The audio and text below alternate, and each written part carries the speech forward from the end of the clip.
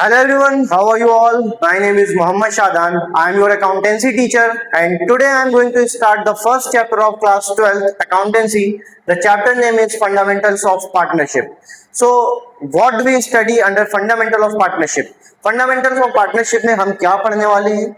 हम ये पढ़ेंगे कि how the partners distribute their ratio in partnership form and कैसे किसी का एडमिशन होता है, रिटायरमेंट होती है या डेथ होती है तो कैसे एग्जिस्टिंग पार्टनर्स अपने रेशियो को, अपने शेयर ऑफ प्रॉफिट को डिस्ट्रीब्यूट करते हैं या उस रूल्स के जो फंडामेंटल्स होते हैं पार्टनरशिप एक्ट के अंदर, उन सभी के बारे में हम इस चैप्टर में पढ़ने वाले हैं.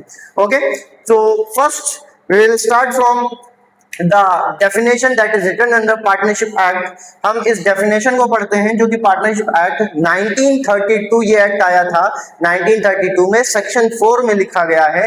क्या लिखा है? First look at here. Partnership is the relationship between persons.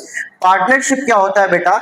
ये रिलेशनशिप होता है किसके बीच में? पर्संस के बीच में. इट मींस अगर दो या दो से ज्यादा लोग क्या करना चाहें कि वो चाहें कि किसी बिजनेस को उनको स्टार्ट करना है पार्टनरशिप में, तो उनके बीच में जो रिलेशन होता है, उनके बीच में जो वो समझौते करते हैं, उसको पार्टनरशिप बोलते हैं.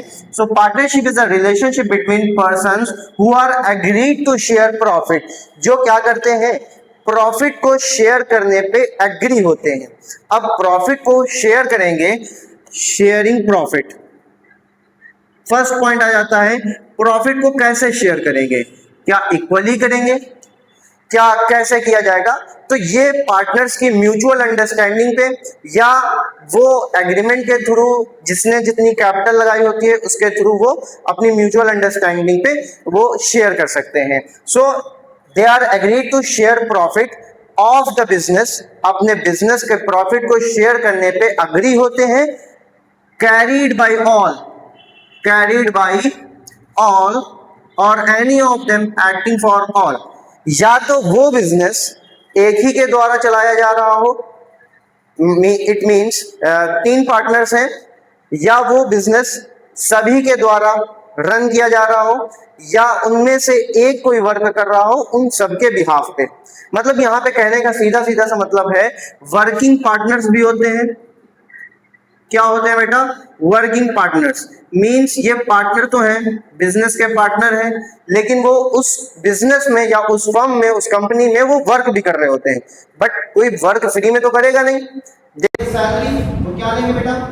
सैलरी लेंगे, सैलरी लेंगे, कमीशन लेंगे, वो ये लेंगे. तो इट मींस जितने भी पार्टनर होंगे, चाहे वो वर्क कर रहे हो या ना कर रहे हो, सभी का मैनेजमेंट में डिसीजन लेने का काम होता है. मतलब सभी, ऐसा नहीं है, सभी लोग उसमें डिसीजन ले सकते हैं. अगर किसी का एडमिशन होना है पार्टनर का, तो अगर एक भी पार्टनर मना कर देगा उनमें से, तो किसी पार्टनर का नेक्स्ट पार्टनर का एडमिशन नहीं हो सकता है. Okay, understood of you now. So now continuing this topic, let's move to the another topic, that is features of partnership. अब पार्टनरशिप के फीचर्स को हम समझते हैं कि पार्टनरशिप हम कैसे पता लगा सकते हैं. कोई एक फर्म जो है वो पार्टनरशिप फर्म है, कैसे हम पता लगाएंगे? Look at it. तो चलिए हम स्टार्ट करते हैं फीचर्स ऑफ पार्टनरशिप, कि हम कैसे पता लगा सकते हैं कि पार्टनरशिप फर्म कौन सी फर्म है. ओके, तो फीचर्स ऑफ पार्टनरशिप. पार्टनरशिप के क्या फीचर्स होते हैं? सबसे पहला फीचर तो हो जाएगा कि यहाँ पे मिनिमम 2 पार्टनर्स होने चाहिए, क्योंकि एक पार्टनर तो हो नहीं सकता. किसी भी फर्म हो कि कोई भी बिजनेस हो, एक पार्टनर की मीन सोल प्रोप्राइटरशिप, वो खुद अकेला मालिक है. तो पार्टनरशिप में मिनिमम कितने पर्सन हो सकते हैं? मिनिमम 2 पर्सन, 2 पर्सन हो सकते हैं. ओके, नाउ सेकंड फीचर है, मैक्सिमम जो पार्टनर्स पर्सन हो सकते हैं वो 50 हो सकते हैं. 50%. ओके, सो यहाँ पे फीचर्स की अगर हम बात करें तो पहला फीचर हो जाता है 2 पर्सन होने चाहिए, मिनिमम एंड मैक्सिमम 50% होने चाहिए, not more than 50. Now the third feature is that I highlighted here. The third feature था कैरीड बाय ऑल और any of them acting for all. ये मैं आपको पहले ही बता चुका था. Okay, Now let's move to the another topic. From point of view under partnership. Point of view under partnership. अब पार्टनरशिप फर्म के अंदर दो पॉइंट ऑफ व्यू होते हैं। क्या होते हैं? दो पॉइंट ऑफ व्यू होते हैं। पहला पॉइंट ऑफ व्यू होता है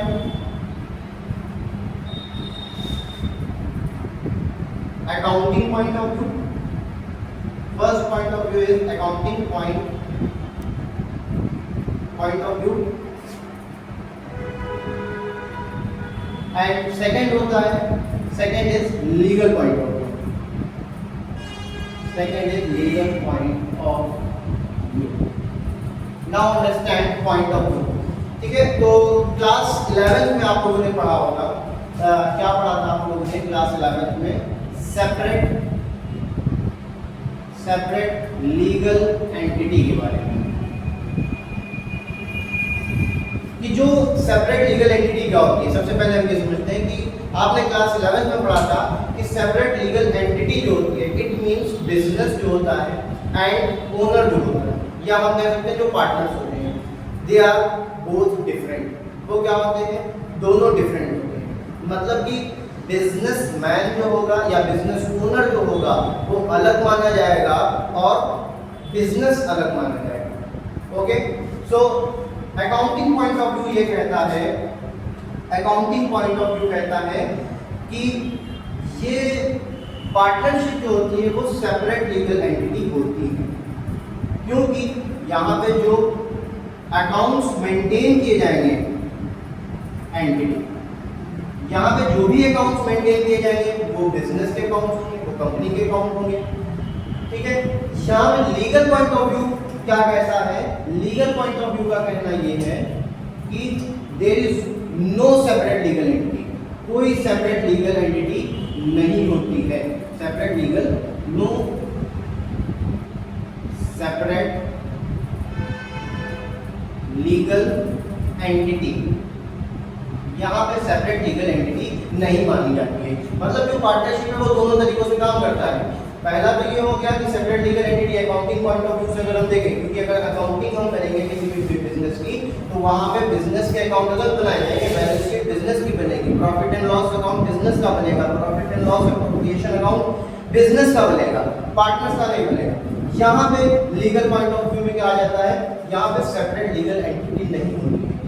क्यों बेटा? इन केस कंपनी को कोई लॉस हो रहा है, कंपनी को कोई लॉस हो रहा है तो ये क्या होगा? ये पार्टनर्स को अपने पास से देना पड़ेगा, बिकॉज यहाँ पे उनको क्या माना जा रहा है? सेपरेट लीगल एंटिटी नहीं माना जा रहा है।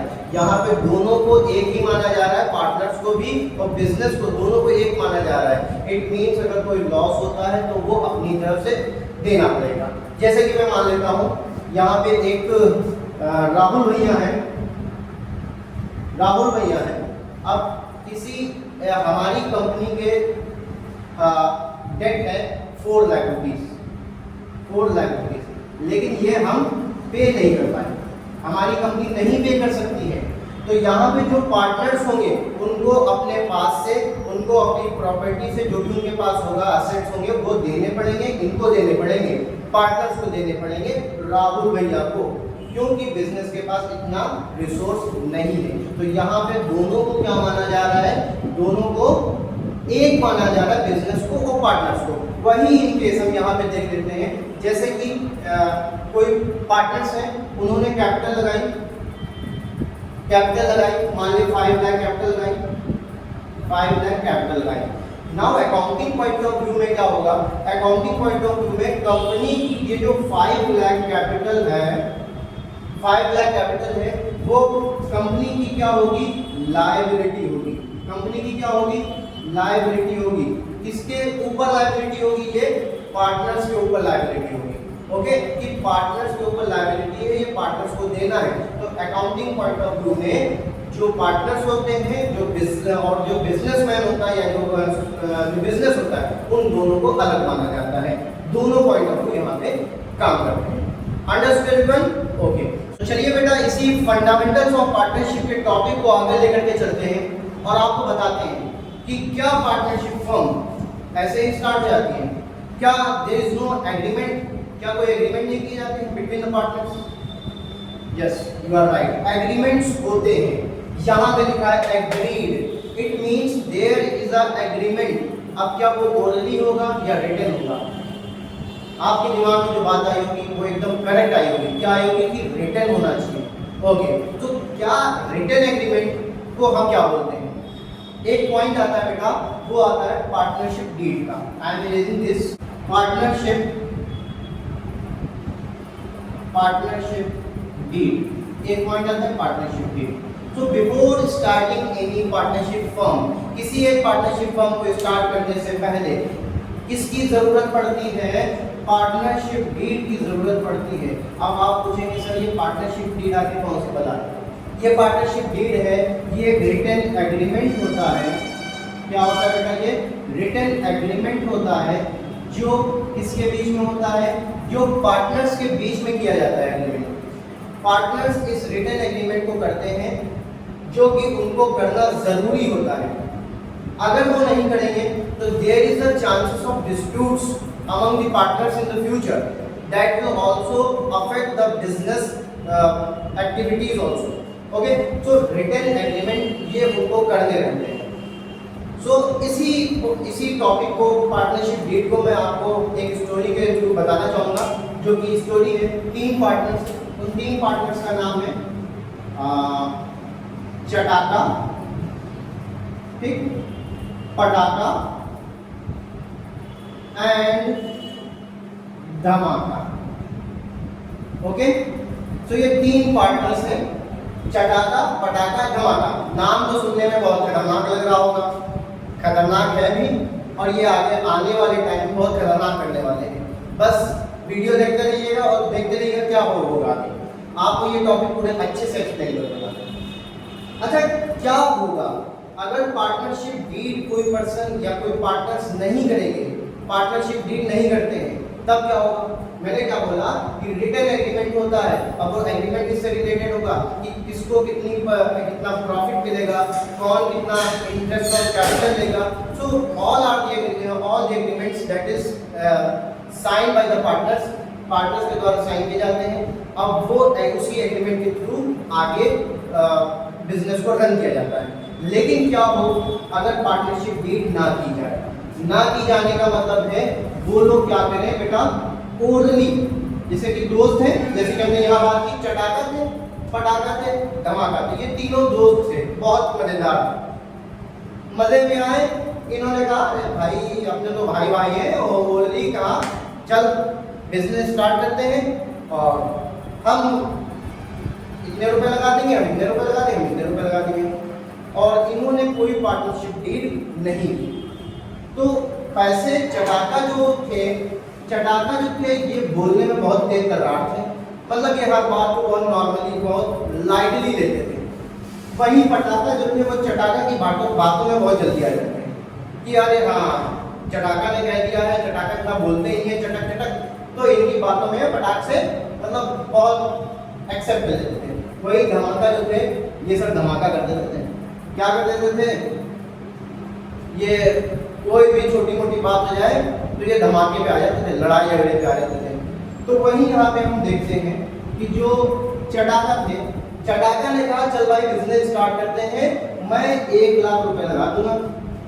पटाखा बोलते हैं चल मेरे पास भी 1 लाख रुपए, मैं लगा दूंगा 1 लाख।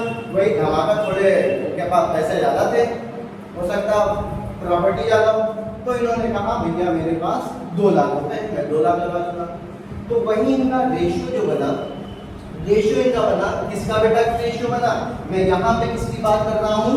यहाँ पे कैपिटल की बात कर रहा हूँ। यहाँ पे कि इन्होंने एक बिजनेस पार्टनरशिप फर्म को स्टार्ट करने के लिए इतनी कैपिटल लगाई, तो इनकी कैपिटल का रेशियो जो बना 1:2, ये इनका रेशियो बना। लेकिन वही बात थी कि चटाका, पटाखा, धमाका। चटाका बोले कि अच्छा चलो क्या हो, चलो इतने प्रॉफिट हम कैपिटल लगा देते हैं। तो चटाका बोले लेकिन प्रॉफिट डिस्ट्रीब्यूशन क्या होगा?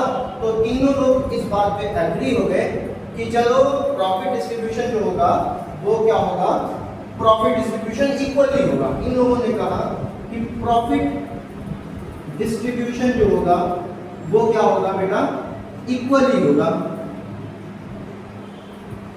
इक्वली होगा। लेकिन क्या इन्होंने, फिर मैं आपसे क्वेश्चन पूछता हूं, क्या इन्होंने कोई पार्टनरशिप डीड की थी?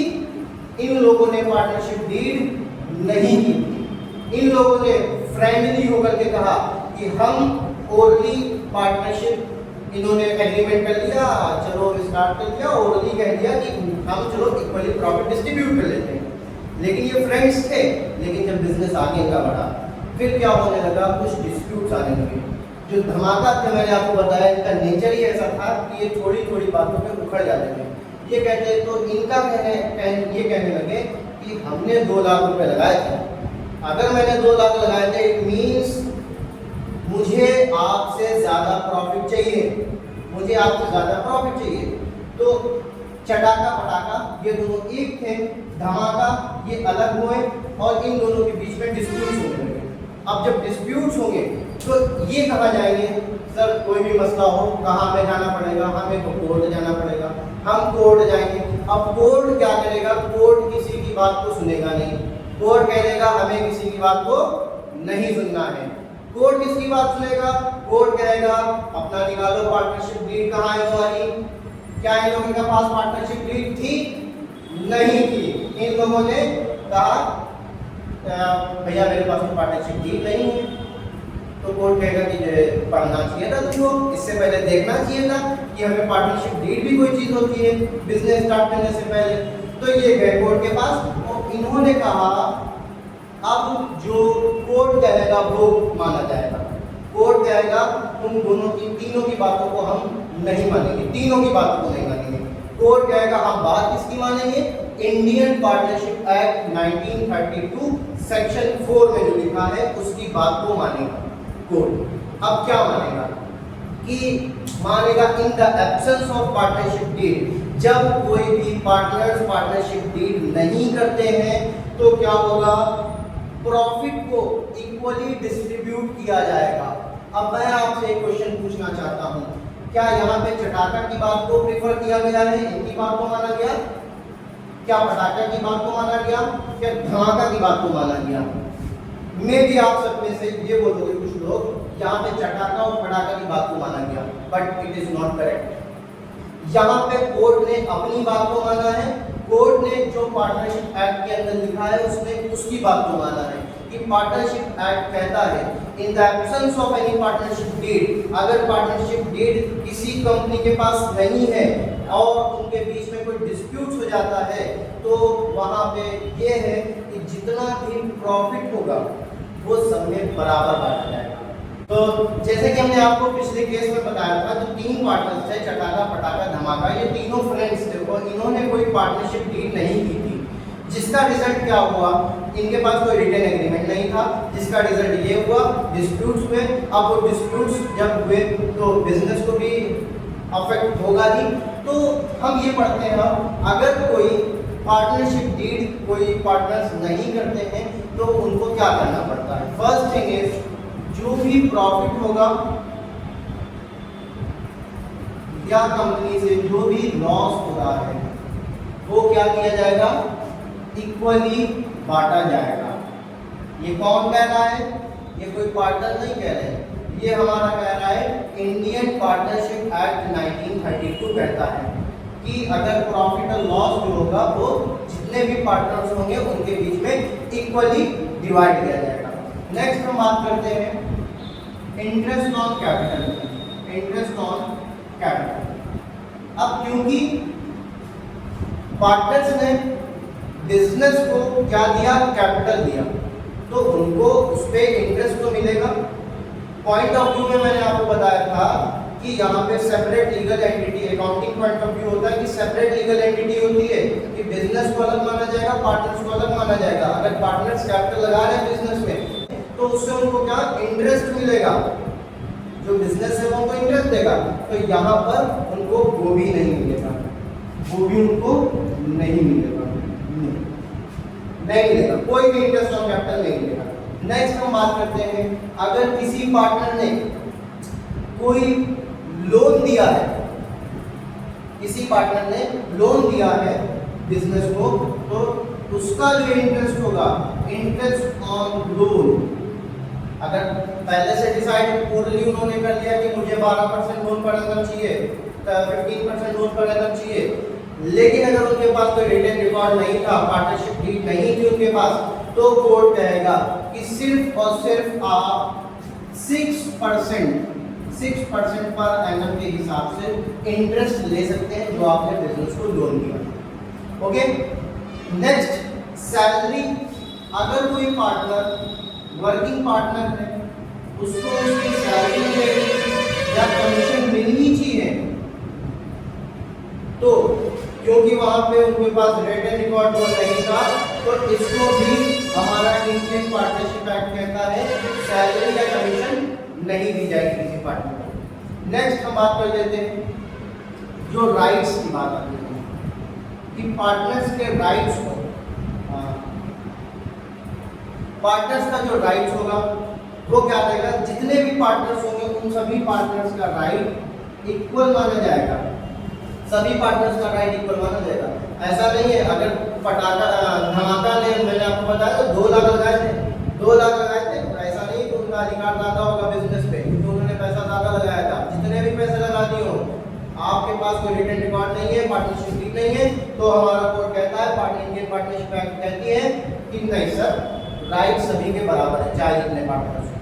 ओके, अगर कोई पार्टनर का एडमिशन होता है, अगर कोई पार्टनर का एडमिशन होता है, तो वहां पे जब सारे पार्टनर्स अग्री होंगे, सारे जितने भी पार्टनर्स हो, अगर वो सारे पार्टनर्स अग्री होंगे, तभी उसका एडमिशन किया जा सकता है किसी नए पार्टनर का।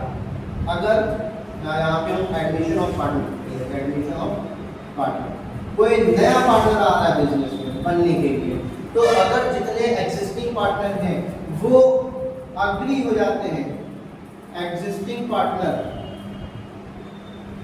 ऑल एग्जिस्टिंग पार्टनर यहाँ पे लेते हैं, all existing partners should be agree, वो सभी एग्री होने चाहिए, तभी वो पार्टनर एंट्री ले सकता है, एडमिशन ले सकता है। डिसीजन मेकिंग, नेक्स्ट हम पॉइंट करते हैं डिसीजन मेकिंग। अगर किसी के पास पार्टनरशिप डीड नहीं थी, तो ऐसा नहीं है कि आपका कंट्रीब्यूशन बिजनेस को बनाने में, बिजनेस को एस्टैब्लिश करने में जो भी रहा हो, आपने जो भी जैसा रहा हो, ज्यादा रहा हो, कम रहा हो, लेकिन अगर आपके पास रिटन एग्रीमेंट नहीं था, पार्टनरशिप डीड नहीं थी, तो जो डिसीजन मेकिंग होगा वो मेजॉरिटी पे डिसाइड करेगा कि अगर कोई डिसीजन लेना है तो मेजॉरिटी पार्टनर्स अगर एग्री होते हैं तो उस डिसीजन को मान लिया जाएगा, मेजॉरिटी पार्टनर डिसएग्री होते हैं तो उस डिसीजन को नहीं माना जाएगा। Okay, so this was today's lecture. Now wait for the second lecture that I will tell you about profit and loss appropriation account, की कैसे हम profit and loss appropriation account को बनाते हैं, पार्टनर्स के राइट्स क्या होते हैं, इन सभी के बारे में हम आपको बताएंगे, और पार्टनरशिप अप्रोप्रिएशन को कैसे बनाया जाता है, और अगर कोई लॉस हो रहा हो कंपनी को तो किस तरीके से पार्टनर्स को अपनी तरफ से इंटरेस्ट ऑन कैपिटल को देना पड़ेगा। Next lecture is coming soon. Okay, thanks for watching.